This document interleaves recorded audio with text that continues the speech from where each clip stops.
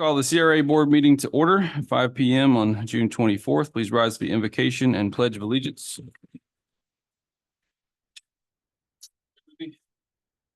Father, we just thank you for this day, Lord. Lord, we ask that you be in this meeting tonight, Father. Lord, we ask that you would be with Vicky, Jim's wife, Father. We ask that you would do a miracle in their life, Lord. We ask that you would heal her, Lord, of her afflictions, Father, in Jesus' name. Amen. Amen. I pledge allegiance to the flag of the United States of America and to the republic which stands one nation under God, indivisible, liberty and justice for all. May be seated. If you'll please call the roll. Board Member McGuire, Here. Board Member McCure, Here. Board Member Towler, Here. Chair Anderson. Here. Please let the record show Vice Chair Bernard is absent. All right, first up, be item number 4. This will be the minutes from June 3rd. We'll be looking for a motion.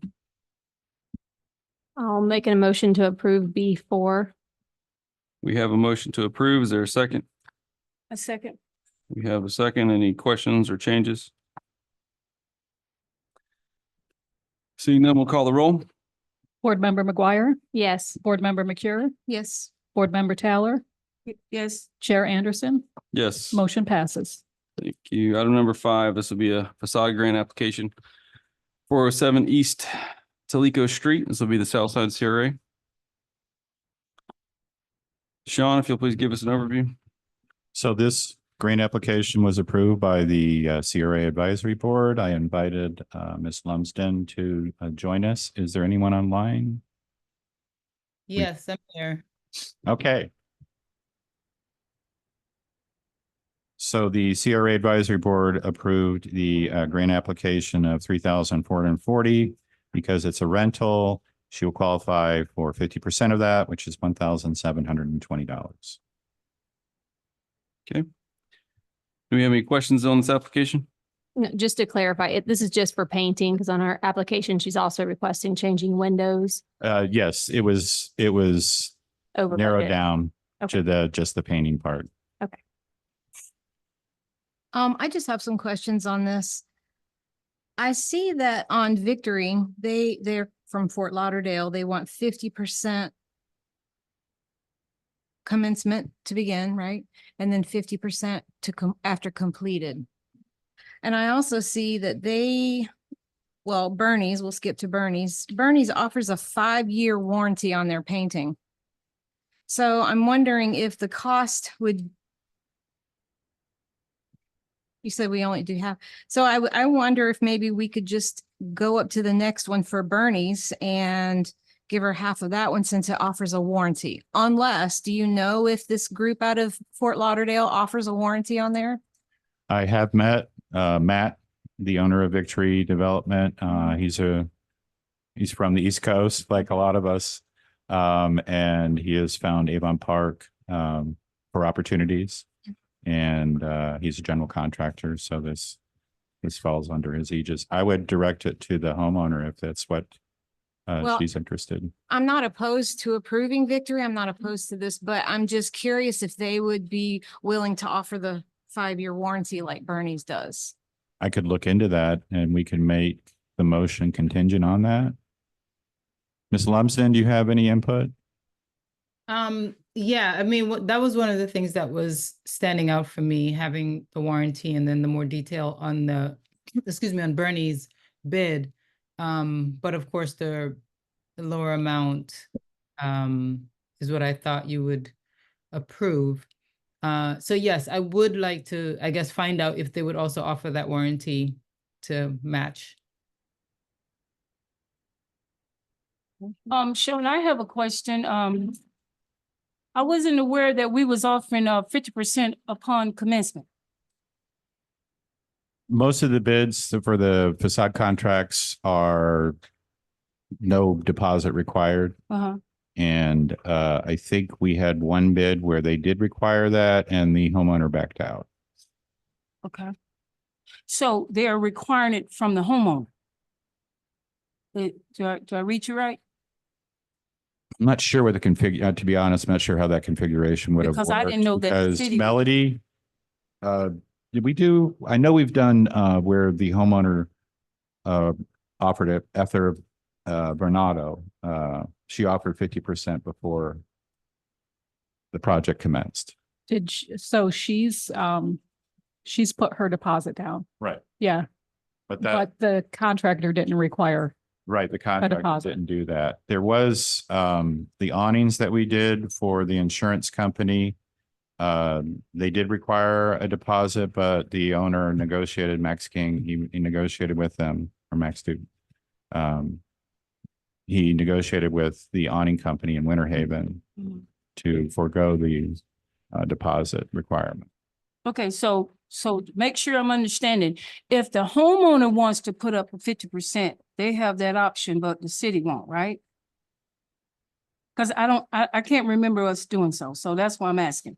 So she was required to put up the money that wasn't covered under the facade grant.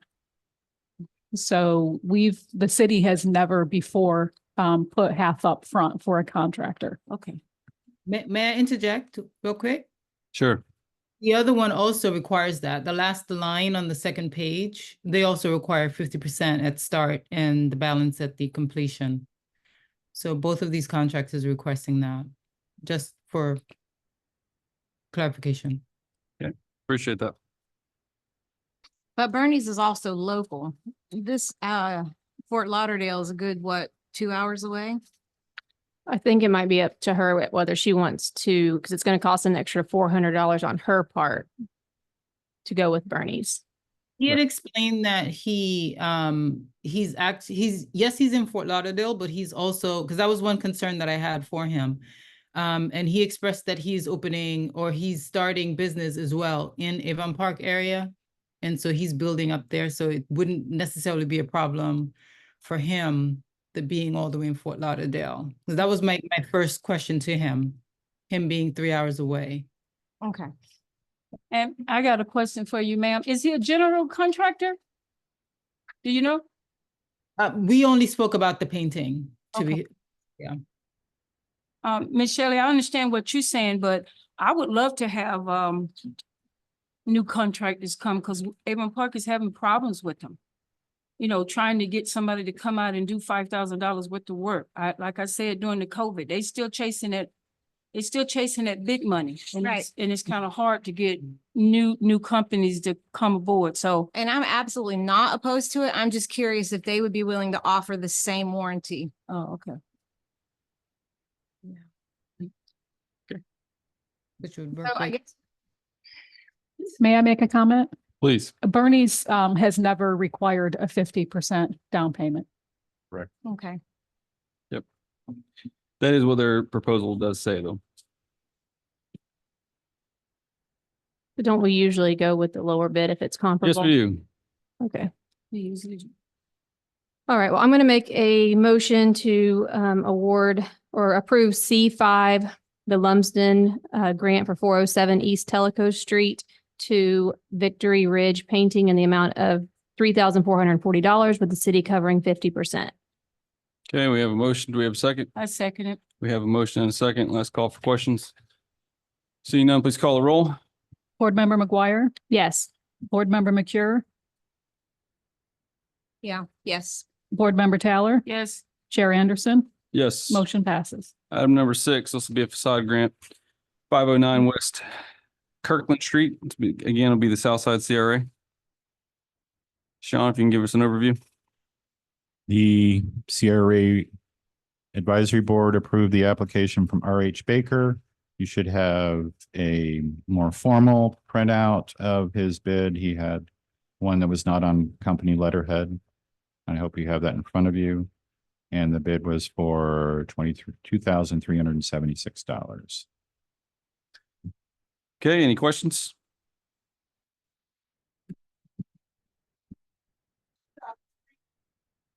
If you have any questions, ma'am, we'd have to have you come up here if you want to respond. Oh, okay. Very good. You're fine then. Mayor, I have a couple of questions for her if you don't mind. Okay. We do have questions for you, ma'am. please. When you get up to the microphone, please give your name and address for the record. Well, she's halfway here.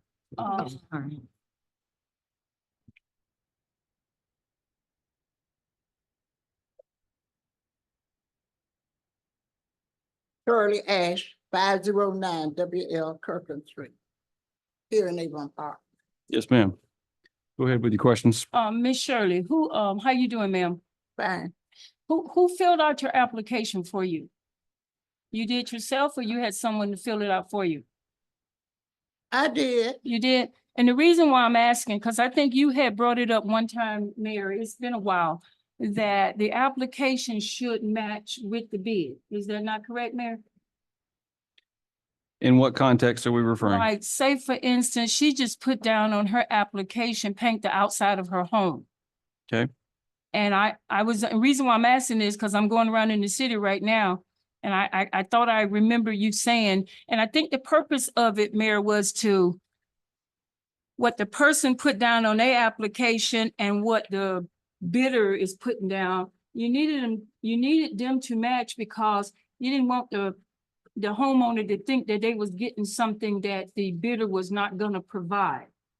I don't know if y'all remember the conversation we had at one point. No, that was my point in clarifying with the last one with Sean, because she had put on there that she wanted windows, but the invoices or the bills only said painting. So that's why I just clarified with Sean that it was only going to be for painting, Okay, so that she was aware of that. so Miss Shirley, you are aware that going by what the bidder is saying, that you was gonna get more than just a paint job. You were gonna get a pressure wash, you're gonna get repairs in your cracks in your house. You was aware of all of that, or you just thought you was getting a paint job?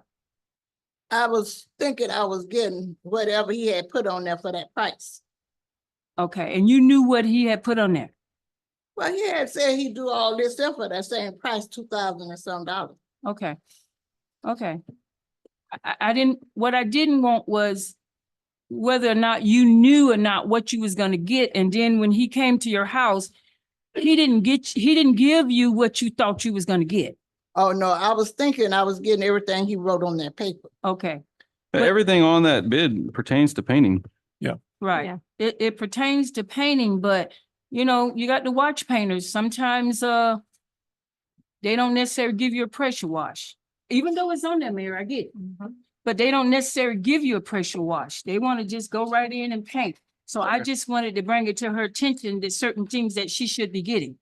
Well, yeah, I have the paper Uh-huh. and I'm looking for him to do exactly what he said he was gonna do. Yes, ma'am. That's all the questions I got for you, Miss Ash. Anything else for her? Nope, I'm good. Thank you very much, Ms. Ash. Okay, thank you. All right, any other questions? Nope.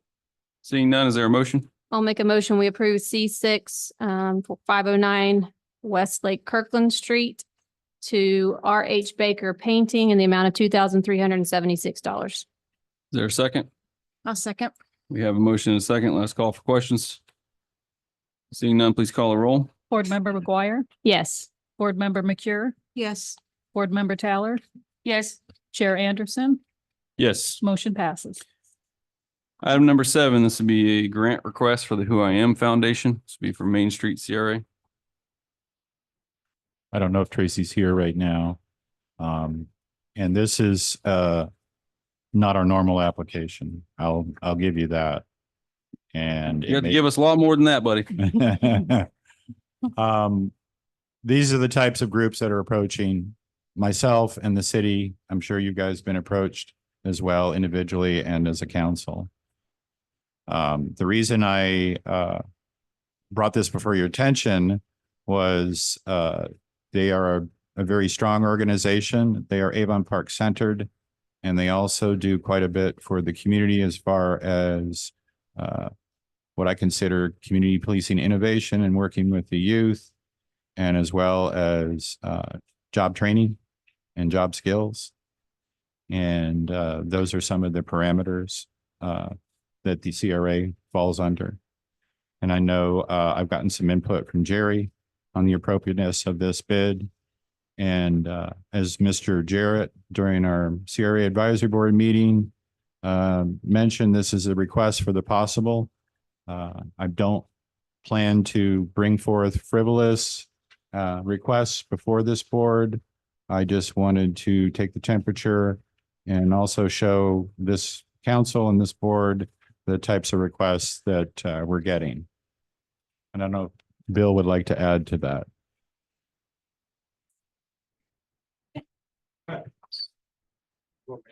Good luck, Bill.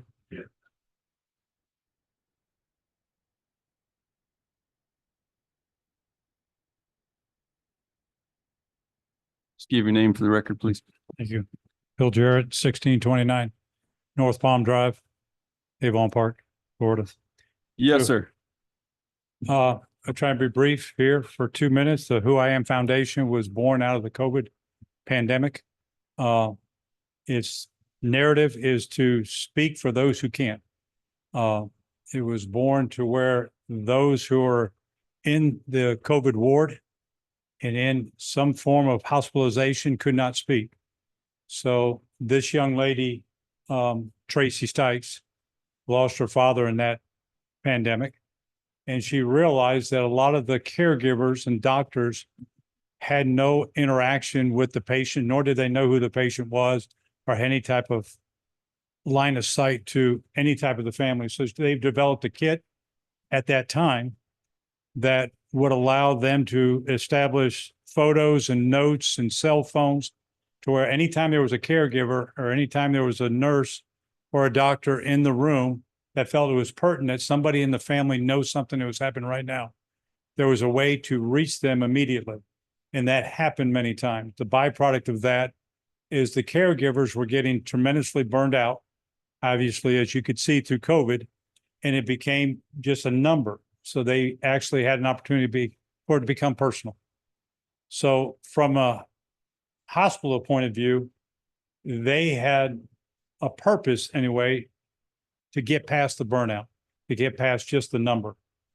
So they thought they would, Tracy and her mom, who started this kit process, they thought they'd go through about 200 kits and just offer them up while they're out at Advent Health.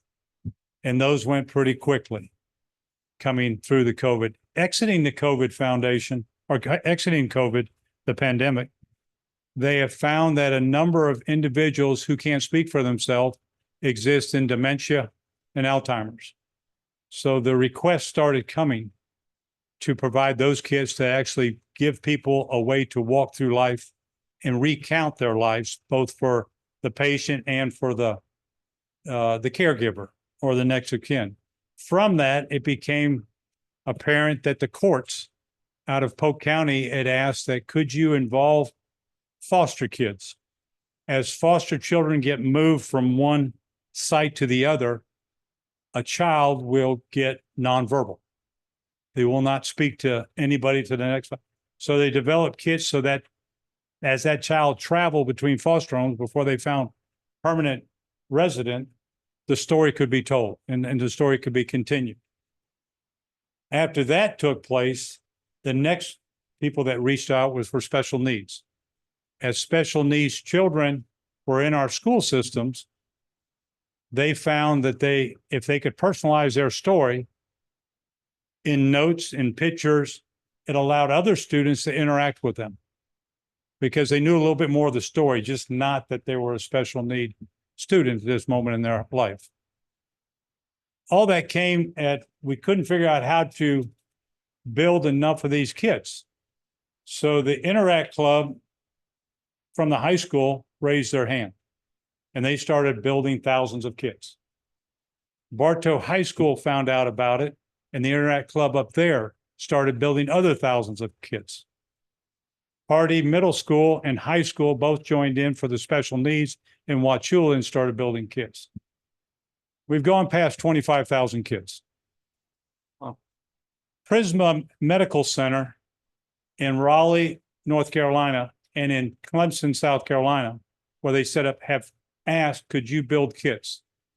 Clemson University has a whole educational process of how to deal with the elderly, from a dementia, Alzheimer's, just elderly, how to take care of nonverbal people, how to connect with it. So those kids will start going that way. We don't know what's happening here, although the foster children have reached out in various counties around here. But this was born out of a very tragic situation in our local hospital, where one individual who has a medical background, Ms. Tracy has a medical background, saw, is there a possible ground roots need? I was approached just on the advisory team there just to try and help her get started. That a conversation took place between the college, the Jacaranda, the CRA director. What is the art of the possible in trying to house all these students to perform all these kids at one location? They came up with, there was an area at the Jacaranda that could be utilized. There's some flooring and there's some minor repairs need to be done to that room, but they could actually have a facility of a home for a year, where the students from these various locations could gather and perform kits together and see where this grows for 1 year, and then step back and see where it's going. There's a kid in every state right now in this country. There's been that many requests individually, and now they're starting to be kits group-wise. I use the word, Sean, it's just the possibility. What is the city or what is the CRA in viewing something like this? It totally comes from left field, but it originated in this town with a citizen. It originated in our local hospital, and now it's grown. And I'll be quite transparent with you, there is a backup plan. But without there being a backup plan, does the city want to tie themselves and set precedent? Well, And that's the long and the short. my issue, then the comment that I made to Sean was that I didn't see how this could be a CRA funded event because of the statutory requirements. It doesn't fit anything with regard to bricks and mortar, and that's what the statutes really are like overall about. And it's certainly not a facade grant since it's inside redoing an office, but I'm sure it's a wonderful program, and maybe the city would do that, but from the CRA, it's my recommendation. It doesn't seem to fit that statute. Yeah. And I appreciate that, Jared. It's an exercise to see, do we rewrite something in the future? Do we address this? Could things like this actually happen in our world that we could actually play a part in? Futurist. It catches everybody off guard. It caught off me off guard when I realized, sitting on the advisory board, is this appropriate? But I did not want you all not to know what happened in your town. yeah, I mean, I'd be certainly open to any innovative aspects of how it could fit under CRA. I just didn't see it under this particular circumstance. And like I said, the city could make that. I'm not saying they should. I just simply saying the city could, CRA can't, in my opinion. So I just had one question about it, Jerry. I read our CRA master plan. And so, which I know it's changed, the 2019 statutes that came out changed because the plan was written back in 2016 or whatever. But it said one of our goals was by 2020 to start a program to provide the first year rent for multi-year rentals as a separate CRA program. But I didn't know if that was still allowed. I know there was discussion about us redoing our master plan and things like that. So I didn't know if that was still allowed, but it was actually one of the areas that LaRue had put in way back in 2016. Well, in 2019 and 2020, they basically, before that, there was a provision that basically said, including but not limited to these list of things, which were very specific with regard to bricks and mortar type projects. And then a lot of people did all kinds of projects because of not limited to. And the legislature removed that language and specifically did so and made a point of the fact they're removing it because they don't want those types of projects for CRA. They want bricks and mortar type projects. And so, that didn't made that change, and it's probably something we need to relook at, as Sean suggested, relook at the plan and see what we can do with regard to that under the new statutes. I'd be happy to see if there's something that we can make it maybe hooked on that, but I gotta be very clear. I don't see how it could happen, but I'm not closing my mind to that possibility. Well, isn't this also establishing a brick and mortar situation? But you've already got the bricks and mortar there. You're Right. talking about basically, Upgrading the bricks and mortar? no, you're going to renovate an office, as I understand it, but Right. that's like, And that's not like considered a going inside- remodel? it would be like one of these people asking for facade grant on their inside of their house. And, it's not something that you really improves the bricks and mortar or slum and blight aspects of the city. Those are the things that are the key elements, slum and blight, and how do you fix the slum and blight bricks and mortar? And so, I mean, maybe it can be considered a improvement inside, but I think it would fail to meet the requirement that it's really improving slum and blight. So I'm assuming they're referring to slum and blight as viewed from the public areas? Yes, Is that right. the general Right, the concept? general feeling of people that as you go down the street and see these things and so on. That's So- why we've concentrated on facades, Mhm. and not backs of homes and backs of businesses and things like that. So do I take that to mean that even if we rewrite our plan, we could never rewrite it in such a way that we could redo the insides of buildings, you're saying? Well, I mean, if you acquire a building and you want, like, for low cost housing, and you wanted to build that building up and do it, yeah, you could do that in conjunction with that. You see, that's the I same see. thing I was talking about with the landscaping. If you do that in conjunction with an approved bricks and mortar type situation, then it's all okay. Same with signs. You put in, a new neighborhood that's low cost housing or something that, meets that improvement of slum and blight. You can put signs in too, and, welcome to and all that stuff, because it's all part of that approved CRA project. It's just when you say specifically, I'm going to do this, that it becomes a problem. And that's what the legislature was shooting at. So is there any way to have a public use building that you can redo? Yes. That's one of the things they want you to do, basically acquire a building and redo the So building. the city would have to purchase it though.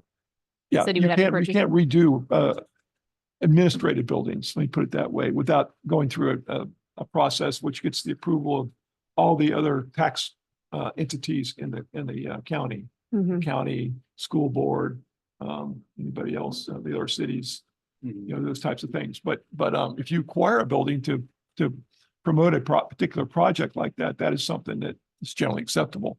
So what would make it public use? What's the criteria for that? As far as, you mean, Like if I'm not saying acquire a building, but if we acquired even an office space or whatever, what would certify it as public use? Would it have to remain open at all times? Could it still be no, used no, like the community center or? it could be private residences. I mean, there's cities have had very nice projects of building, subdivisions, that are residences and they're obviously, they're private. And I think the same thing would apply to a building that was, maybe a condominium or apartments or things like that. Mhm. And actually that's much favored now because we see the Live Local Act is really pushing that as well. Right. Thank you. Thank you, Bill. We'll have to get you up to the microphone. Please give your name and address or organization for the record. Chris Downey, 109 East Main Street, Shuffleboard. Yes. I'm going to back up what Brittany just said. If that did change, started like a startup cost for 1 year, what would prevent that already successful program going to a existing building to fix the blight downtown? So could that be a startup cost? And if it did change, where is that located? It changed. All due respect, Jerry, not trying to challenge you, but if it didn't change, then is there a startup cost that could this fit into that? It's not the challenge. It's just my opinion on reading the statute and so on. But I just simply say that, there was a project that was specifically considered not approvable. And that was a project where they have businesses come in and try and what they call them, incubators, Right. and that sort of thing. That's no good. It's been. I understand. I think Brittany had a great question though. If it's a startup cost, 15,000, on something that's already reached every state in the union, I don't know that we should just say no. But how does that advance, the, Goodwill for Avon Park, goodwill for the town, ends up being a Goodwill, rented building. It's not being rented currently. but Goodwill doesn't build bricks and mortar, doesn't get rid of slum and blight. You know, All right. you Well, I'm just- understand my point? Eventually that could take the place of a building that's not being currently used that city may own. Who knows? We can reach out in all different directions, but I'm not sure that we get. I think I'm being pretty, being pretty. But I'd focused. be happy, like I said, I haven't closed my mind. I'd be happy if somebody's got ideas that I Okay. think might work. I mean, if Brittany, you want to give me a call, we'll right, talk thank you. about it. I can Yeah, go I through the mean, statute with you. Right. I don't want to do anything that's against the statutes and stuff like that. I just want to kind of, if we dig and find a way or, for even for future programs and things like that. I mean, before approaching any of these kinds of things, rather than turning in an application, I would like in the future for a program to be established prior. I kind of don't like people getting their hopes up and it not being allowable and things like that. So just kind of I don't know, that's my personal opinion, but I'd like to say something on the I Am Foundation. I think maybe we have pretty much heard from the I Am Foundation probably 2 years, where the mayor has probably read proclamations on them. I personally don't think that after 2 years, a business, 501c3 should be able to come up in here and ask for $15,000 after 2 years. That's a lot of the taxpayers' money. I don't agree with someone's getting a building and we paying rent because we're not doing it for nobody else. They didn't just ask for the building. They asked for, if I was right at the CRA meeting, they asked for different supplies and cabinets and shelves, they needed to stop. And so, but they also asked for rent money. And my thing is that something we want to open up the funds to, where we're paying somebody's rent? Because if we do, we need to start opening up and paying a whole lot of 501c3's rent. Well, we have, the city has in the past, the city, not the CRA, the city in the past has, for 501c3s that has made donations, that they fixed roofs for businesses that serve the public interest and so on. And you have like no cost for use of the city's ball fields and things like that. Mhm. So I mean, it's not unheard of. It's But just the that's the city CRA. though, Yeah, right, that's Mr. the city, But not the we're talking CRA. about, they want to use the CRA money to do it. And Yeah. that's the problem. I think, it's probably a wonderful organization. Sounds like a wonderful organization, the way Mr. Jarrett was describing it. But it's, the problem is, where does the money come from? It's got to come from the city, if at all, in my opinion. And I was under the impression, somebody help me out here. I'm not sure who I should be asking this question to. I was under the impression that the Jacaranda was up for sale. And have they got with the new owners about moving in and have all this stuff been playing ahead? Not sure who I'm supposed to be asking this to.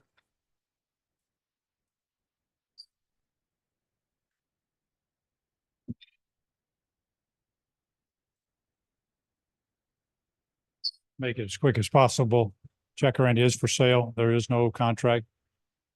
There's been a number of them, but they've never materialized. And that's why the request that came through this organization for 1 year, funding for 1 year, because we don't know, to your point, what the building will be used for and will it be available?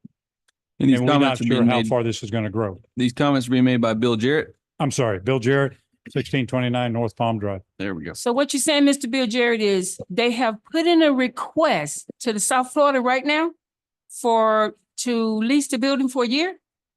Is that what you're saying? Yes, ma'am. And so if the new owners come and say that they don't want them there, then what? You have to move? Or the contract is gonna flow into the new owner? No, it won't flow into the new owner. There'll be new leases. Any closure on that facility will take over a year to do. And it can be built into the lease either way. Either it's firm, and the buyer takes it with the lease, or they can terminate the lease at the purchase. Do they have a lease yet? No. No? No, The I Am Foundation, do they? who I am found in concept, they do. But they don't yes. have a signed lease yet. No. So they don't have a rental amount. I'm sorry. They don't have a rental amount yet. No, they do have a rental quote. Yes. Do you know what that is? No, I do not. I know they were requesting, the group was requesting that budgetary amount to get them started and get them into a building for when the students come back to school, that they would spend that school year from those 3 counties and have a location to facilitate the further gifting of these gifts, because these kits go out with no cost All right. to any organization. So does this organization not generate revenue in any way? So it's all purely donations every year? I apologize. It will generate revenue because the Prisma Medical organization in Clemson and in Raleigh are willing to help it succeed, pay $10 a kit. And the kit right now is $8 to put together based on the labor provided by the students. Mhm. So that's the first step off of any type of, other than donations. I guess the real question is, do you see, even if they were given a building and an operational turnkey, do you see a near future where they could be self-sustaining, I guess is the question. Not until they charge for the kids. Okay. And really, I can't emphasize this enough. They started out thinking they could help 200 people in the COVID wing. Right. They are getting requests even from the court systems now. Can you provide? And we can provide, they can provide based on the student bodies around still having a willingness to grow it and grow it. And we haven't seen where that's watered down at all. Okay. So the rest of the kits are coming, the material are coming from donations from private citizens Okay. from around Highlands County and now Polk County. Okay. Well, I guess to summarize what all's been spoken here, the CRA is devoted to the bricks and mortar. Bricks and mortar are viewed from the public areas and or outside of the building. That could possibly change with revision to the plan to possibly include inside of the building with exterior of the building, but it would still have to at least have an exterior component to it. So, Thank you for your time. yes, sir.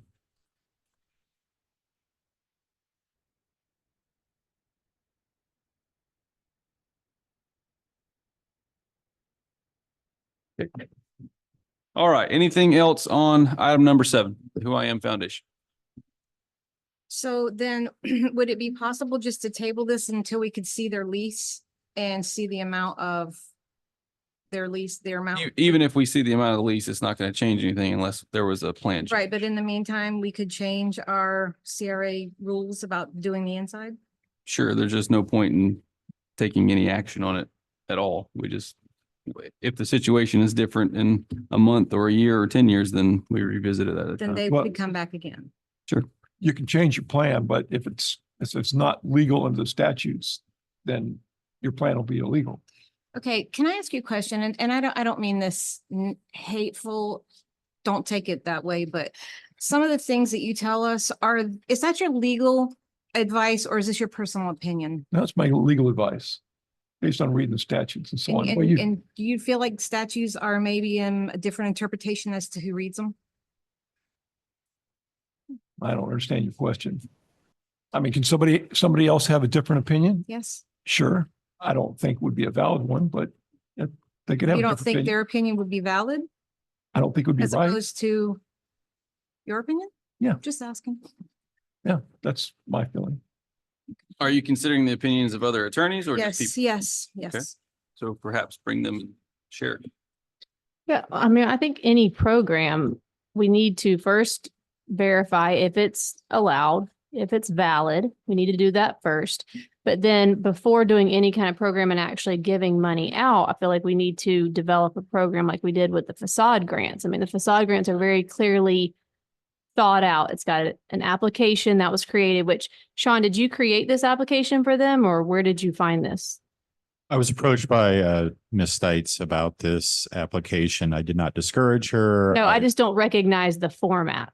Like, where did you Right. find this? There was really no, this wouldn't fit in the facade grant. And those are the only applications that are available. So you just created it? 2 applications. Okay. Yes, ma'am. She actually wrote the whole thing. Okay, so prior to even considering any grant requests for a specific organization, I feel like the ideas are amazing for people that come forward and they say, hey, what, could we do this? Could we do that? Because that's how we start digging into the law and figuring out if it's, available or whatever. But then we need to thoughtfully plan out the program, the criteria, who's going to qualify, how do they qualify, what's going to be required of them, all of those kinds of things. We need to think about it really carefully so that, like Bernice said, everybody is treated fairly at the end of the day. But we definitely need to take legal counsel into consideration. I mean, he's the one that researches all of the state law, which I would love if you have. I tried to find like a short list of some of those laws that you kept, stating. So if you could give that to us, if you could send it to us so that we could read it beforehand, that would be awesome, because that may spur some ideas of different ways to mold the program so that it does fit, the criteria or whatever. 'Cause Sure. the statutes are very unelaborate. Well, I guess. and since they were changed, everybody's kind of scratching their head saying, well, what exactly can we do with this? I mean, other than what you specifically state, is there anything we can do besides what you specifically state?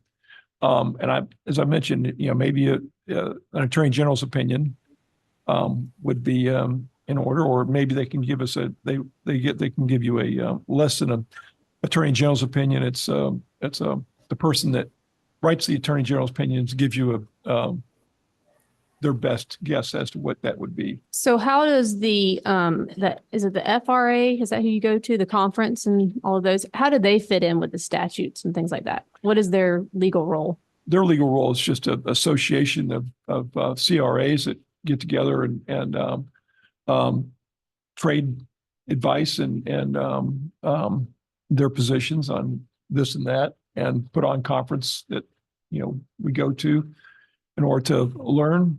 And like I said before, I went to several at the last conference, and with the one that was done by a former director for many years of CRA, and it was totally countermanded by an attorney who did one afterwards, and another. It was like totally opposite what that person said.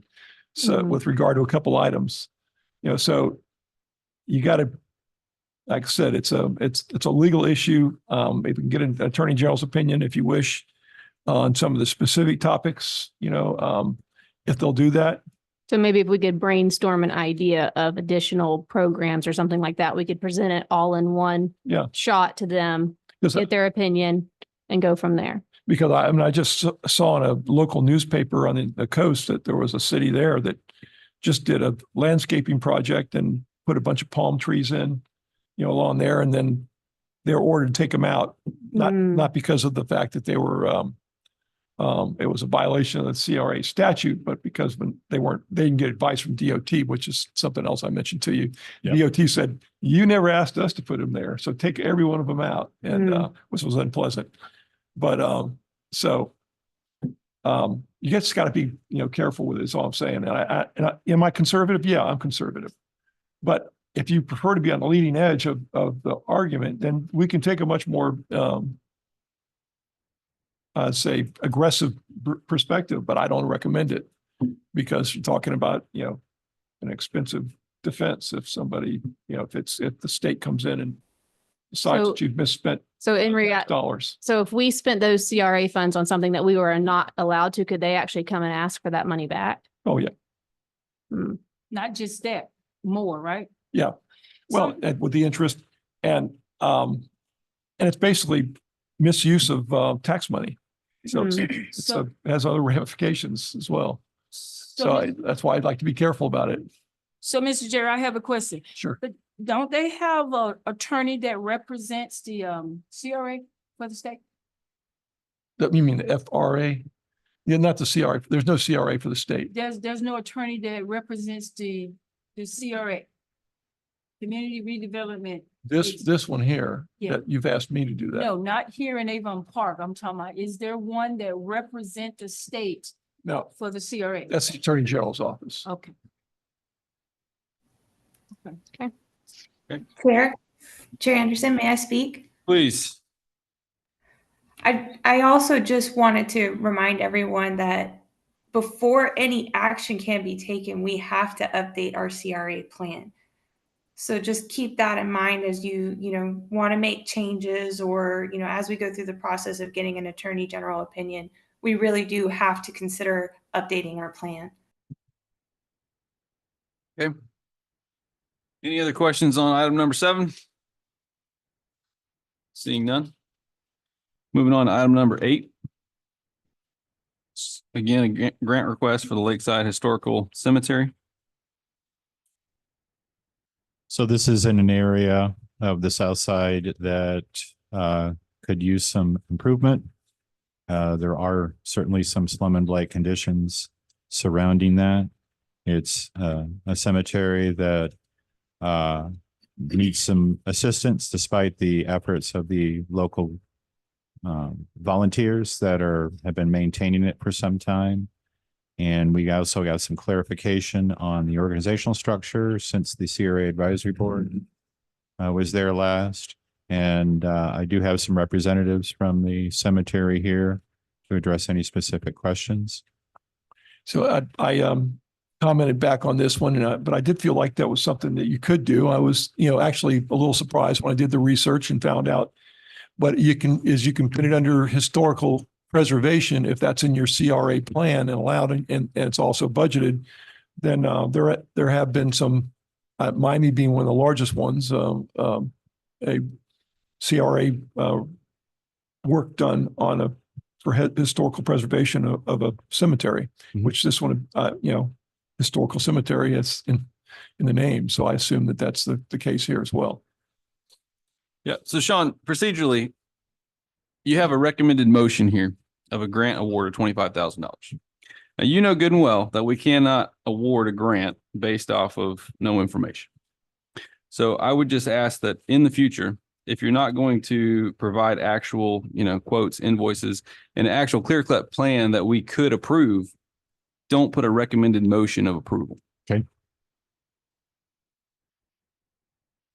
So as to what Jerry was saying with the specifics, there was a representative here that was willing to discuss what they're trying to do.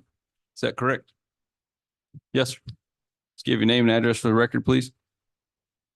Donald Gordon, 918 South Palmer Avenue, Avon Park. Yes, sir. And yes, I'm the president of the Lakeside Cemetery now. Okay. And we do need some assistance. We did put up stuff together for you guys. I didn't know if y'all. Unfortunately, they didn't give us any of that. Wow. So, but if there are any questions that you guys have, I'm here to do my best to answer. sure. What if you can just give us a brief overview of the different line items that you're trying to actually accomplish out there? Well, we need to get first of all, a land survey. We need to know exactly what belongs to the cemetery. Mm-hmm. And after that, we need to get a ground penetrating radar done where we can find the vaults that don't have any names or anything. Mm-hmm. As I recall, there was was it someone from the Air Force Base that was helping with that? Yes. Yes. Archaeologist or something? Yes, sir. Yes, sir. And they're willing to do that, help us with that. And we would like to get a map. We don't have a map of where bodies are, vaults are, so we'll know not to put another vault on top of another. Sure. Did you guys happen to get quotes for what those things cost, or? We got some quotes right here, some estimates. Okay. Yes. On the land survey, I called Sherrico and they say just an estimate. He said it'd be around 2,500. If we able to get it done, they would be able to give me some exact numbers. I see. But give me an estimate. The ground penetration with Kathy, she said for them to do it, it'll be around $1,000 with her and some volunteers. But we still would have to get like a mapping system done. Yeah, was that $1,000 for the entire cemetery? Just for them to do the sonar. The Air Forces, they gonna donate their equipment and stuff. That seems very cheap, so yeah, I wouldn't pass that up. Yeah. Yes. So, but like you say though, until the time coming, you see it done. There you go. Yeah. Okay. Then we need to get some signage done in the front. Entrance, the lighting. We did some numbers on that. It's around about 7,000. We want to get a bigger flagpole, a more sturdy one, bigger flag. That'll be around 2,000. We have the historical Displays, 3 of them. Around 3,000. I'm sorry, that was what? The last thing you repeated was what? Historical displays, Oh, okay. 3,000. And then we have some big items that we know would take a lot more, like the fencing system Mhm. and the irrigation system. But those are the quote, I mean, some numbers to start off with. We know if you guys do grant $25,000, it will eat that up. Sure. Has there been any quotations done on the irrigation system or anything like that? I guess they have a well out there, or No, we don't have a well or it's anything. city water. We don't have city water. Neither. Okay. I have spoke with Edgewood. I think their developer name is Scott. Mhm. He's supposed to get back with me on a date when he can meet me down there. And he said we can walk it and he'll give me an estimate to go off of. Okay. Did you get a quote off your fencing yet? The quote on the fencing? I just have an estimate on the Right, the fencing. estimate. They told me around 40,000. What we have in the front now for them to continue with the black fencing, once we get the survey, they say it would be around somewhere 40,000. It's nice to be right. I have a question, Mr. Gordon. Mhm. Is it okay, Mayor? Yeah, go ahead. I'm a little confused. The last time you was here with another gentleman, correct? Yes. And it was told to us, well, it was pretty much Mr. Jerry and Mayor. They was debating going back and forth whether it was in the city limits, Yes. who owned it, and so on and so on and so on. So I was a little confused unless they found out the information and never got back to me. And so when I saw you in the CRA meeting asking for money, I was under the impression that that part never even got finished. I'm still there. I haven't moved on to you asking for money yet. I'm still there where when you came in and was asking the city to come aboard, and we was talking about here on this board that we didn't even know at the time it was in the city limits, who owned the property, and so on and so on and so on. So maybe you can give me an update because I'm confused. Okay, well, from my understanding, it Mhm. is in the city limits. Okay. And we do have a deed to it. That was, if y'all would like to see it, since y'all ain't. Yeah. Sure. We'll have to make a copy of it so we can keep it. So That while they're looking at, information, I'm sorry, that information was emailed on Friday afternoon, so that's why it's not in your packet. that, Melody, do you know if we have a line item budget in the Southside CRA or it's Main Street for We have, historical preservation? special projects. I think it's 90,000 special projects. 90 in the South Side? Yes, ma'am. Okay. Has that been expended for this year? No. Okay, so we have a decent overview of the actual work that needs to be done out there. We still have some questions as to, I'm assuming we verified that it actually is in the South Side CRA district. It is in the city limits. Okay, city limits in the South Side. Looks like Correct. they have a deed to it. So the question would be for Jerry, in your research, does any of these line up with possible projects that we could accomplish out there? The cemetery? Yes, the ground penetrating radar, the signage, flags, displays, irrigation. and An fencing. overall project which helped the historic preservation of that cemetery and made it, helped contribute to eliminating slum and blight. Then, good. I mean, I assume the ground penetrating radars to make sure you know where the headstones need to be, which one's fallen down and so on, Yes. having dealt with this in other cities before. And then the survey, and you're going to survey the plots to see where the plots are supposed to be. And I don't know if are there any remaining plots that you're selling still? Well, at this time, we need to know where we have some available. Yeah. We don't know any of that right now. Yeah.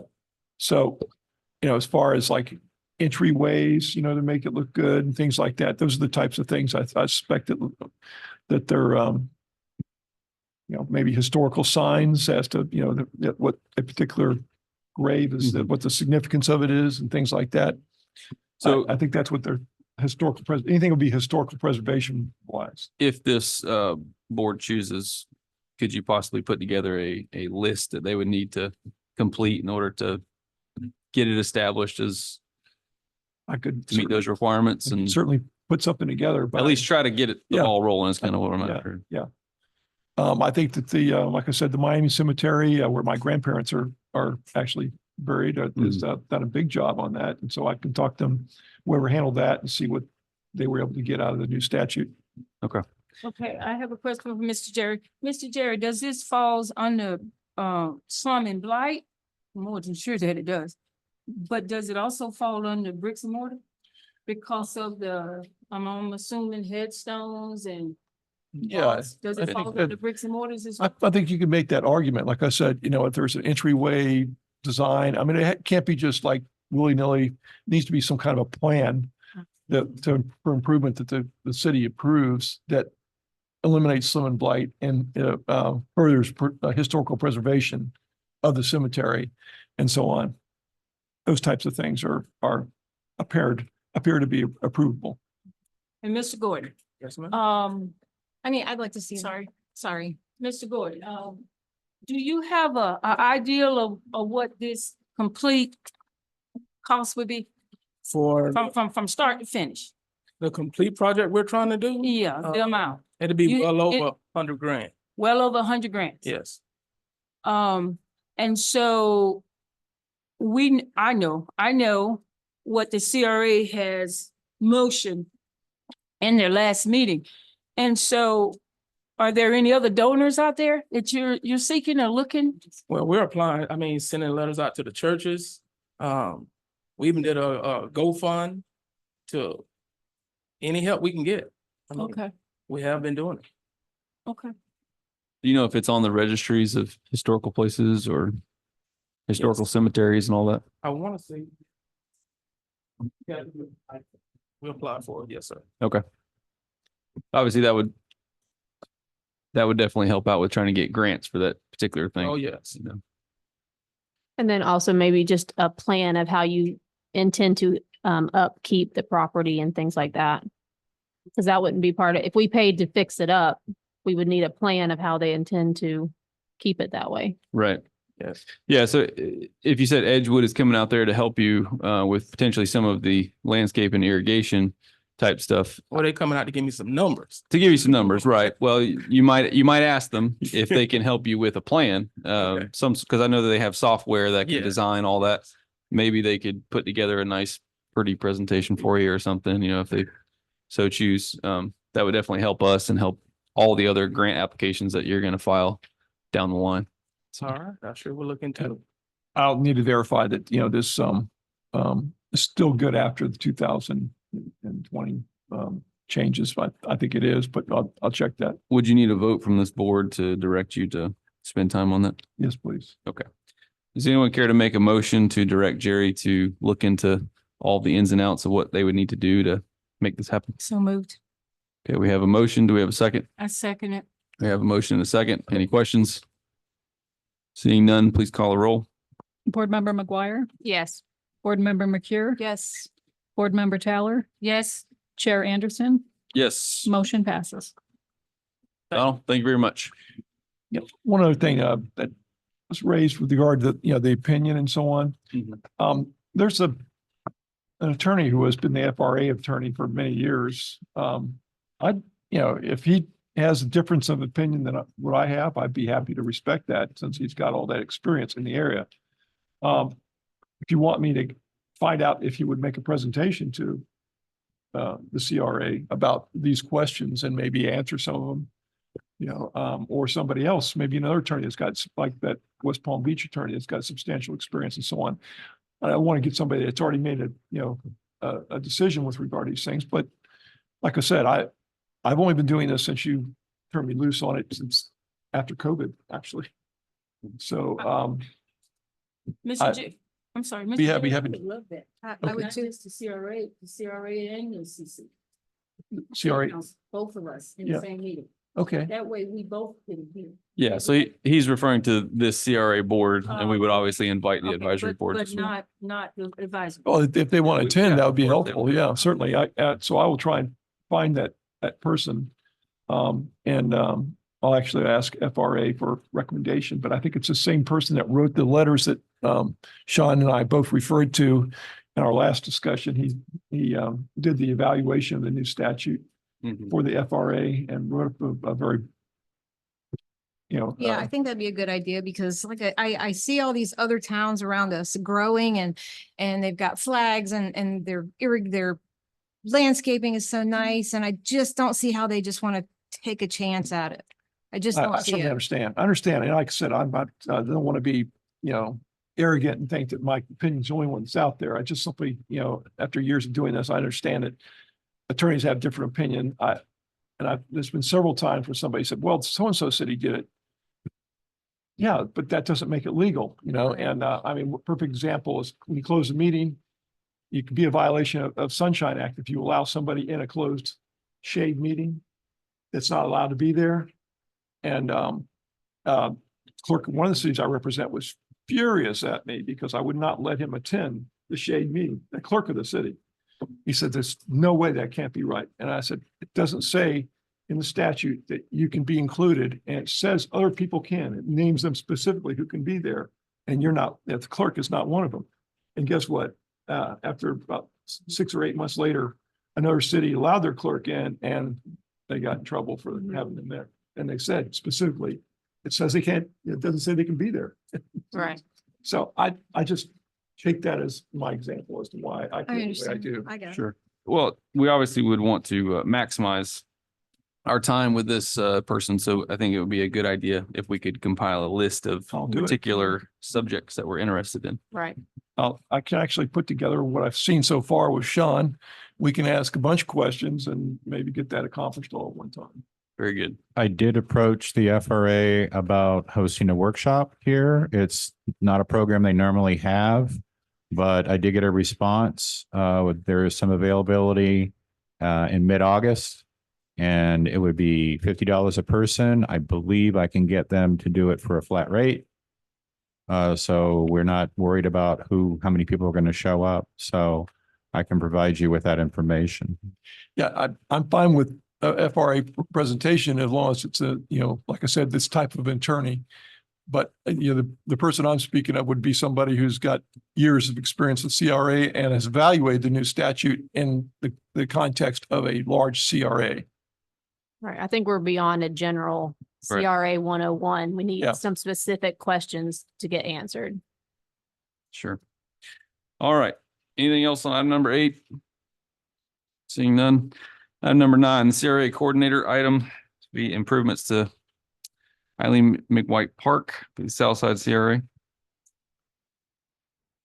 I've been discussing the security needs for some of the parks, and with Matt, we had a generalized discussion with staff. Cameras are about $500 each. There's no real Wi-Fi in that area. You're going to need a hotspot. That can be $50 a month for something like that. If you want to record it and put it on a cloud, that's another expense. So Matt is on vacation, and we're going to meet, and I will get some more specific numbers. But the CRA advisory board they brought up this at the request of Mr. Snell. And obviously there's been some incidents at the park, and we'd like to remove any stigmas that are lingering there. Age-old question. Does it fit into our plan, Jerry? Yeah. Actually, parks are one of the things that are specifically mentioned in the statute. Security measures. We're talking about Oh. security cameras, improved lighting, streetscaping. Streetscaping is generally considered to be approval project. The security I have not looked at be a question. I I'd did. have to look at, It's in there. but Slum and Blight? Slumming Blight. Yeah. To help improve slumming Blight. is it in the park or is it? It's in the park. Yeah. So it's an improvement to the park. Yeah. I think that, like I said, parks are considered one of those areas of concern for slow and blight. They have nice places for people to go from the neighborhood. Okay. So you said that you'll be putting together numbers once Matt gets back. Is that right? Yes, sir. Okay. So whenever you get those numbers, please send them to Jerry and have him look at it before our next meeting. Yes, So sir. we don't have to answer these questions in the meeting. All right. Anything else on number 9? Seeing none. Item number 10, workshop for Donaldson Park Master Plan. Looking at July 2nd from 6 to 8 p.m. I'm assuming that completes the request, right? Just trying to see if we can schedule it for then. Yes. Okay. And also, our chair, Rick Hayes, went to the county. There is no survey recorded with the county for Donaldson Park. And if there's no starting points for the survey team, it'll be up to $15,000. There is a RFP for a surveyor with the city. And I talked to Chrissy about that, and we can utilize those services once that's been awarded. Okay. Can we do it on July 2nd? We have a joint meeting that night, right? Do we? I had it in my calendar unless it's. I been think that is changed. the joint meeting. Oh, the workshop is the Yeah. joint meeting? Oh, Yes. okay. Okay. My apologies. Is there anyone opposed to that? Obviously, the meeting's already been scheduled, so. No, it's fine. All right. It will be so. Obviously, everything that you intend to do, if you know beforehand, as everything you mentioned with the survey and whatnot, please send it to Jerry before the meeting. All right, item number 11, this will be CRA coordinator item, chamber membership. We have a renewal from the chamber membership. The CRA advisory board wanted to renew the membership at the higher level of $550. You should have some information on what those levels achieve. Okay, why the increase? There was a desire among the CRA advisory board to show its support and to make a stronger investment in the business community. Okay. I don't see the number that we were at before. It was 100. 100. We're at 100. And I think they also said somewhere in the future, if I'm correct, Sean, that at least it was said in the meeting that they probably want a partnership with them. I work very closely with Kamala, and she was one of the first people I met and introduced me around town, and they're a great asset to this town. So, Mr. Sean, would this be like just for the next for the next year, or this would be continuously the 550? Just be a one time, or we can come back and change it? How was it decided? You can change it at any time. But did the CRA decide how they want it? That was not clarified. Okay. I think it's only until next renewal next year. period. Well, my personal opinion is, I think Kamala doing a great job for the city of Avon Park. People are still talking about that Christmas parade. So it was one of the best that they have seen in 20 years. So why not help her out? Throw her some little money in there. She could use it as much as work she do for the city. I'm not sure it's Promote the a city. good attitude to just say, throw her some money. She's doing a good job. Probably should be a little bit more structure to it than that. Well, I'm saying because she's doing such a great job promoting the city, if that's all she's asking for is $450, I think the city can afford to oblige her. Was that an allowable expense, Jerry? For the membership, I have that down as one of the questions I was going to ask, actually. I just put it down there because I couldn't find anything that said yes or no. You know, I was the FRA membership. We're members of the FRA, right? Yes. And I don't see how they, I looked at the statutes. I couldn't find anything directly, but I did find some stuff that I thought would relate. But how far do you get away from the specific issue of slum and blight aspects in the CRA and get into, promotion, which is really what Chamber of Commerce is about. I'm not, like I said, it's a difficult decision.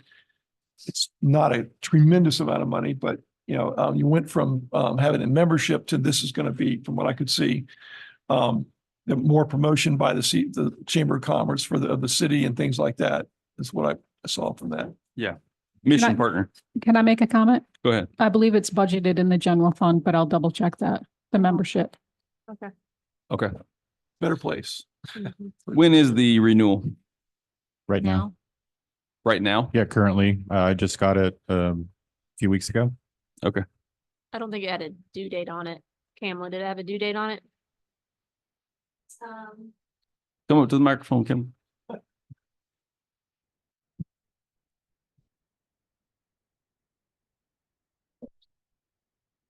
Avon Park Chamber of Commerce, Kamala Long, 28 East Main Street. I'm grateful for the opportunity to partner with the city. First of all, I think it's a relationship that should always have been there. The due date is due upon request. We have had a number of community members that have invested in the building that we now call the Chamber of Commerce. It's prominent, it's clean, it's beautiful, and we actually have a visitor center. And we have a visitor center sign. We have recorded phone calls, visitors every day. We have on average 10 to 15 visitors, phone calls on a daily basis. Sometimes less, sometimes one or two, sometimes more. But we are representing the city because the Chamber of Commerce is not just a Chamber of Commerce. It is a membership organization for the businesses representing the city of Avon Park.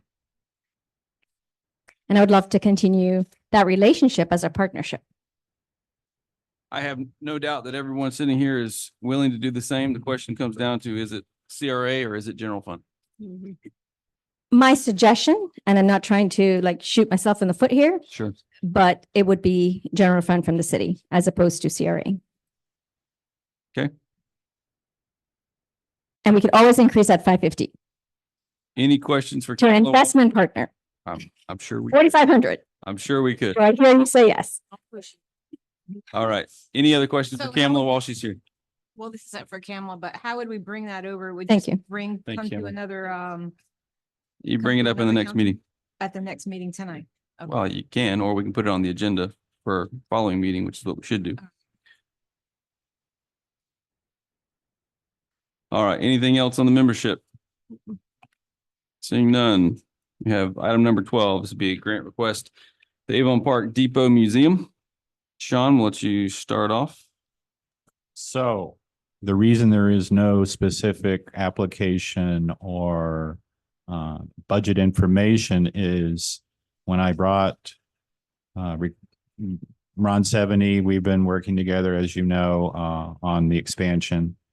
And when I was talking to him and he requested about CRA funds, and I suggested to him, let's just put you on the advisory board agenda and see what happens. There was no specific request made, and the board made a motion to approve a $100,000 donation. So again, there's no paperwork. I wanted to get some clarification from this board on that request, and certainly he has some more specifics about where this money is going to be spent. This is one I made a specific comment to Sean about. I'm sure it's a wonderful project, but but is that particular item that they're bringing in, is that going to eliminate slum and blight, or is it bricks and mortar? I don't know. And I don't see the tie. I think I'm not saying it's not a good project. I'm just saying, should the cities pay for it or should the CRA? And I'm willing to listen and see what more details we have, because we don't have a lot of details. Okay. Mr. 70, would you like to give us an overview of what you're trying to accomplish? Start with your name and organization. Ronald 70, 515 Kelly Roberts Road, Zolfo Springs. Representing the Avon Park Depot Museum. I'm the chairman of the Baseball Expansion Committee. Just to go back to the initial idea is that we see that Lake Placid is branded with caladiums and murals. Sebring's branded with the race. And the committee said, what is special about Avon Park? What can put us on the map? And the one thing that's special about Avon Park is the Avon 100 years of baseball history. It's unparalleled by any city our size in Florida. ESPN and called Avon Park Baseball City. So the committee conceptualized a plan of building a museum as an expansion to the present Depot Museum. The Honeycutts were gracious enough to conceptualize a plan, give us a cost estimate, and we decided we'd like to go ahead with this project. It was recommended that we apply to the Florida Division of Arts and Culture for a museum building grant as an expansion grant. Traditionally, this has been a pretty measured process that usually is successful. So we contacted the division, very helpful. They told us it's a $200,000 grant that we applied for, which is the maximum you can apply for.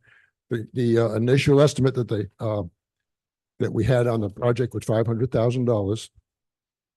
So we were applying for a $200,000 expansion grant.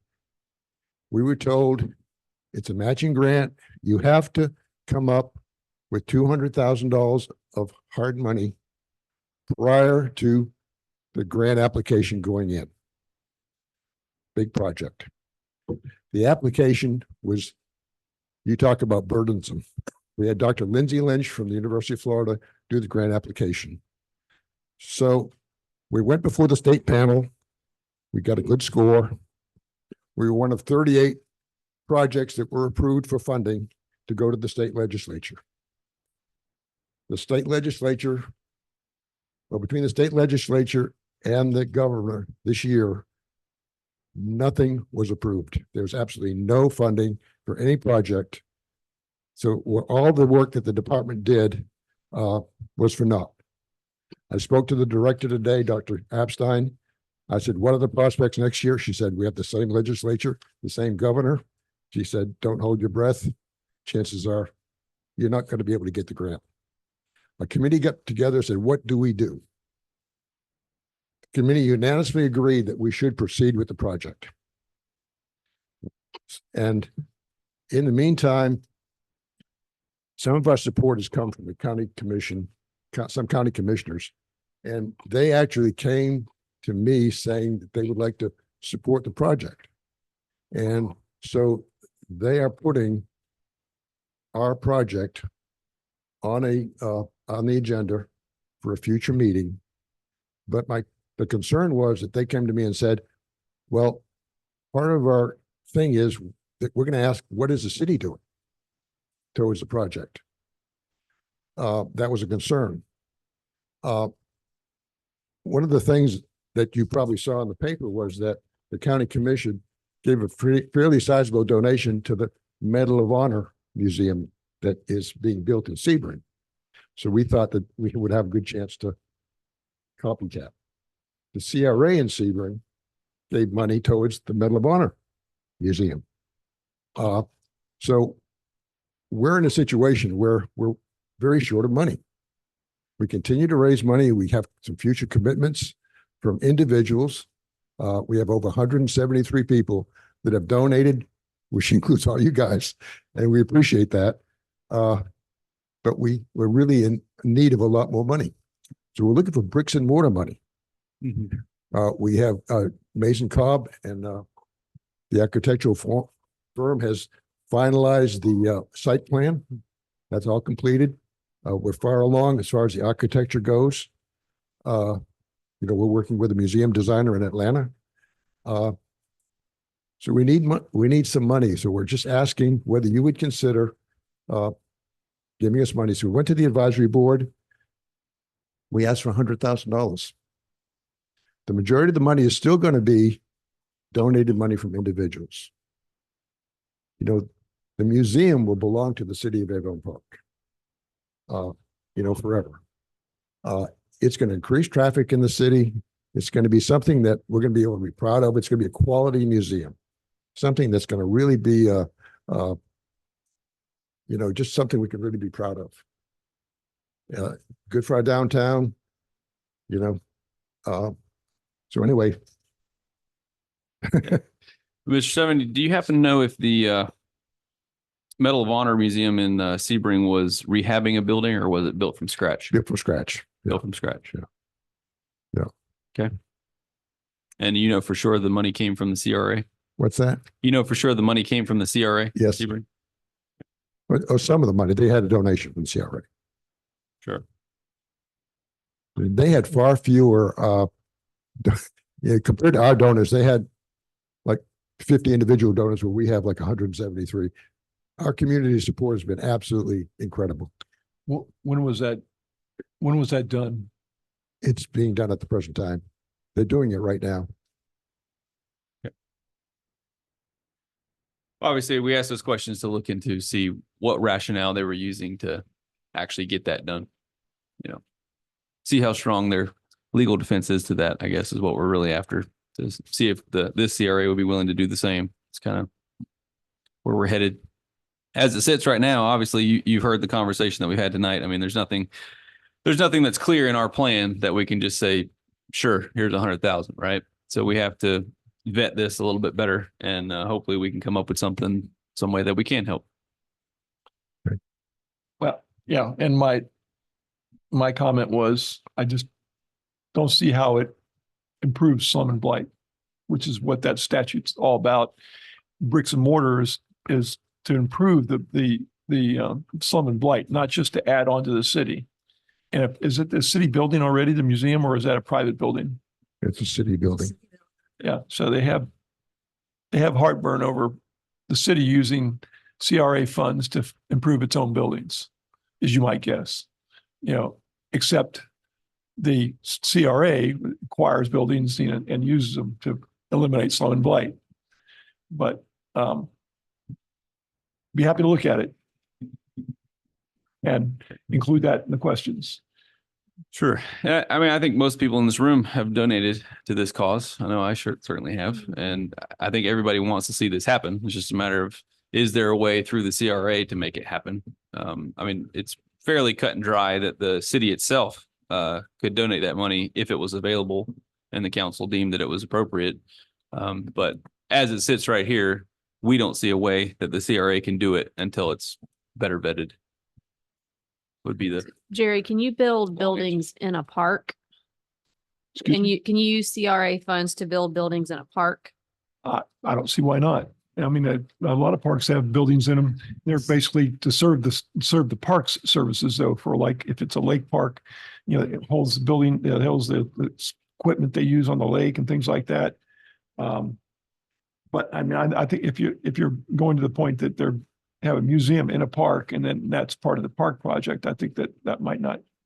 So we couldn't establish like Museum Avenue and all of the museums on there. We couldn't establish that as some kind of public use park and then use CRA funds to construct the buildings. Well, I think we could look at it, see if it's plausible. Can CRA funds be used to build a community center for public use? Possibly. Okay. Even on our own property. Well, in a park specifically. In a park, basically, it's serving the park area. I think when you're thinking about that park that you're thinking about renovating as well. Mm-hmm. Yeah. So we would designate the area they're gonna put that as baseball park? I wouldn't limit it to baseball. No, I no, would just as have an it example, just right. designate it as a park. That's the idea. if it's possible. I don't know. It was just kind of one of those. No, That's a good idea. I'm always open to, sharp thinking. So I'll look at that possibility. Okay. Very good. Well, does anybody have any questions for Mr. 70? We I do. have a question, Mr. 70. Mr. 70, what is your goal of your fund? How much you need to fund this? Well, initially, the Honeycutt's estimated the cost at 500,000. 500,000. You know, I've looked at a lot of different museums and even recently built museums, and everybody tells me the cost estimate's going to be more than what you think, okay? When we didn't get the state grant, we tried to pare down the museum a little bit, and right now we're running on an estimate of about 418,000.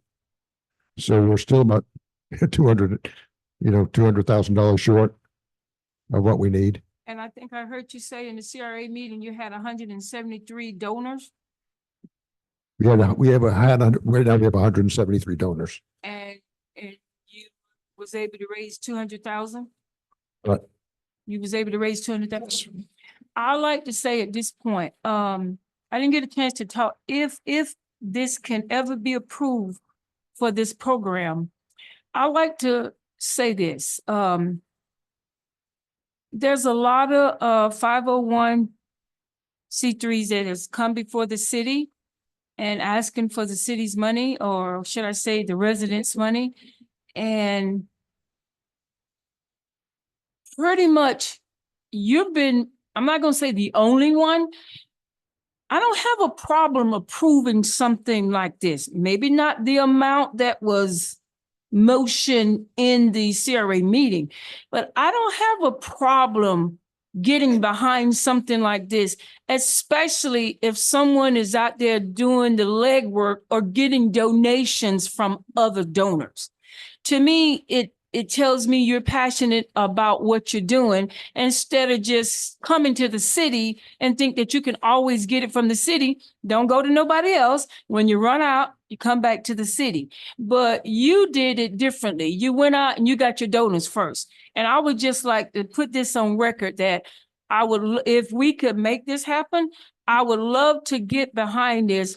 And because you went out there and you did the homework of getting that kind of money. And I know that couldn't have been easy to get $200,000. And so I just think that if you got other 501(c)(3)s that come before the city and asking for a certain amount of money, they should get out there and do the legwork just as well as you did. Yes.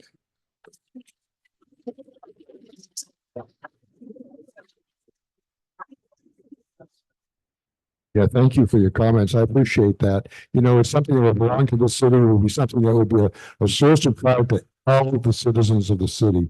And as you know, most of the big baseball stars are Black. And we have a heck of a history. And I think it would bring our community together. I think it'd be just a wonderful thing for the citizens. Agreed. Jerry, I have a question. I always hear the brick and mortar slum and blight over and over and over again. How does this not fall into establishing a brick and mortar? The bricks and mortar has to follow the slum and blight. In other words, you're trying to eliminate, the whole statute was developed to eliminate slum and blight. That's what you have to have findings of in order to even have the CRA. And then the bricks and mortar aspect is that's the way you're fixing the slum and blight up. That's the problem. It's not just bricks and mortar of any type. Okay. It has to be in support of eliminating slum and blight. Okay, Mr. Jared, Main Street CRA falls under slum and blight. We got 3 districts. So Main Street, believe it or not, slum and blight. At least that's how they got it zoned. So it's already slum and blight. Now he want to build something. It seems like to me you qualify for both of them.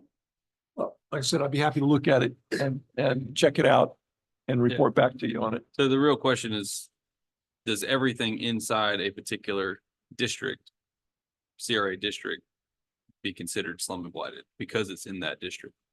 Well, that's the thing. And so the Main Street, you know, as you pointed out, Main Street's different in the manner because it's not necessarily, you know, residential houses falling down and things like that. It's buildings that look a little dilapidated and things like that. If you add on to a museum and you're making a really nice event for somebody to get people to walk through the city and spend more time here and use the restaurants and all that, then you improve the whole overall view. That's the approach that I'm going to take from looking at this. Sure. But I mean, I can't shoot from the hip.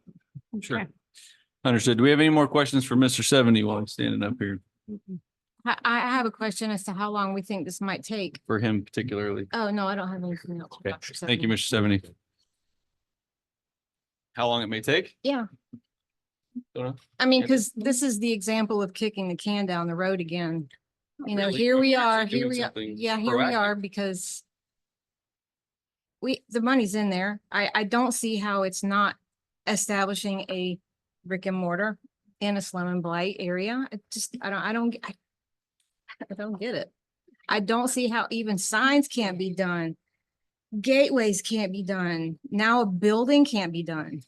Well, he's not saying it can't be done. I think He when did I tonight, think he did. not this part, he didn't. I think if you're talking about spending $100,000, which all of us want that museum to be built, it's better to do it right.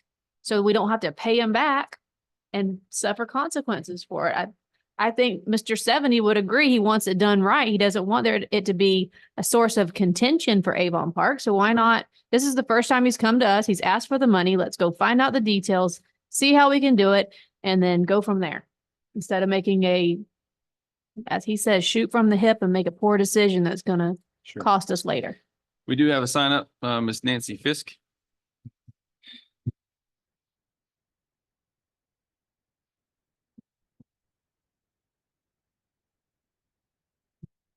Nancy Fisk, 603 South Hart Avenue, Avon Park. Yes, ma'am. I'd like to point out one thing. I find it very interesting that this whole history of baseball began with an action by the city 100 years ago. A man came before the city council. There was no CRA then. Came before the city council and asked that a ballpark be built. He had a friend who owned the St. Louis Cardinals. He said he could bring them here in the winter. The city decided to build a park. The Cardinals came. The rest is history, as they say, 100 years worth. And it's really an amazing story. That park has been well maintained and played on continuously for 100 years. Major league teams, the Negro League teams, the House of David, and all those high school kids who brought 8 state championships back to Avon Park. That's really an amazing story. And it's a story that's worth telling. We can't do that in the present museum. We don't have the room to do it justice. And we really don't want to replace exhibits that are already there that tell other important aspects of the history. We really need a new room to do this. 2 years ago, when Doc 70 and Marva Turner came to the Historical Society and suggested that we launch this project, I thought they were crazy. I thought there's no way that our little group could raise $400,000 to get this done. But in just a short period of time, the other thing I want to mention is that our goal was to have this room open with at least some exhibits in it for 2025, which would be the 100th anniversary of the building of that field. And it would be celebrating the full 100 years of the baseball history that's happened here. So that's our goal. And 2025 is right around the corner. We're nearly there. We've raised a lot of money with the support of this community, and we still have options. We're still trying. We're still approaching. Well, I say we, Doc is doing most of the work. But we're still there seeking more donations. But all I can say is right now, we are at the bottom of the 8th. The bases are loaded. And if you made the decision to help us with this project, it would be the grand slam home run that we need to finish this project. It started with the city by building the field. And I think the city needs to take a major role in getting this done. Thank you.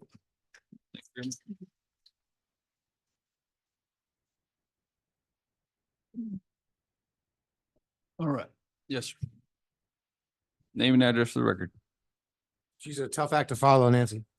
Chris Downey, Shuffleboard President, 109 East Main Street. Is there a limit or a time limit to when the money has to be spent for the CRA? First question. Second question, where are we now? And what if we don't allocate or earmark the money by a certain date? What happens? Melody. So all CRA funding has to be put in the budget. Like you cannot have a reserve balance carried forward. So you have to put something in the budget every year to make the balance go to zero. And I think this would fall in one of the special projects. I think so too. And I think we're at 1.2 million. I may be wrong on the figure, but we're still a long ways away from using that 1.1 million now. And I'm just caution all of us. I'm a great partner for the city. I hope they continue to be a great partner with the city. City been a great partner to me. At some point in time, kicking the can, to Shelley's point, other points made by Brittany.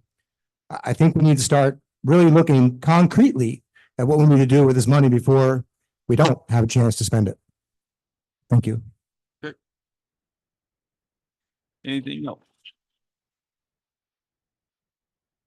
Anything else in the Avon Park Depot Museum? Actually, I'm gonna try to steal home plate and make a motion to approve the $100,000 toward the, for C12 for the expansion of the baseball. Are you making it Yes. pending any sort of legal review or Yes, anything? we'll do that pending legal review. Yes. Okay, so to be clear, your motion is to Grant the vote, approval. grant the approval for the $100,000 Yes. pending the legal review, Yes. meaning that it would have to be deemed that it is legal Yes. for us to do so. Okay. So that I is the motion. second it. There is a second. We have motion and second. Any other questions? So as long as it's legal, then here we The go. motion is that it would be legally reviewed and that it would be deemed legal before we proceeded. Okay. Any other questions? Seeing none, we'll call the roll. Councilmember McGuire, Yes. Councilmember McCure, Yes. Councilmember Taylor, Yes. Chair Anderson, Yes. motion passes. Thank you.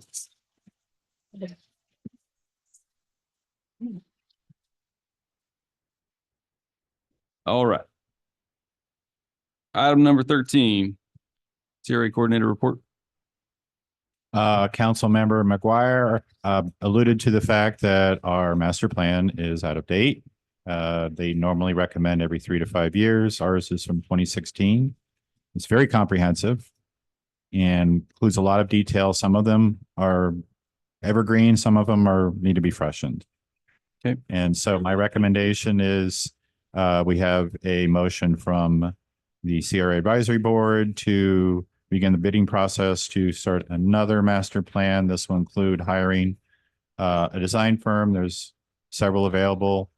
I have RFPs that the city has done in the past, so I can create one for that and schedule public workshops and have a new master plan.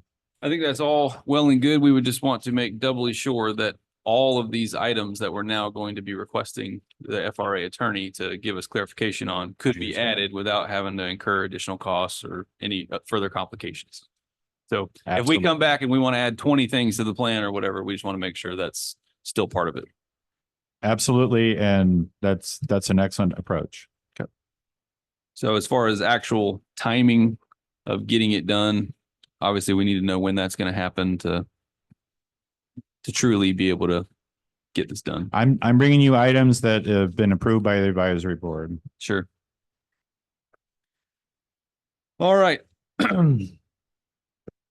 So we don't have actual quotes here or anything, so we're more or less just giving direction to start the process. Yes. Okay. Any questions on this? Anyone care to make a motion?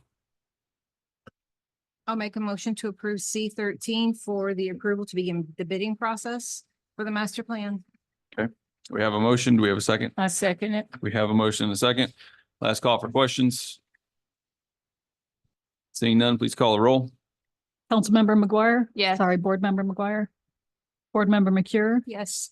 Board Member Taylor, Yes. Chair Anderson, Yes. motion passes. Thank you very much. Anything else for the good of the CRA? Seeing none, I'll entertain a motion to adjourn. Motion to adjourn, please. Seeing no opposition, we are adjourned. We'll take 5 minutes before our actual city council meeting.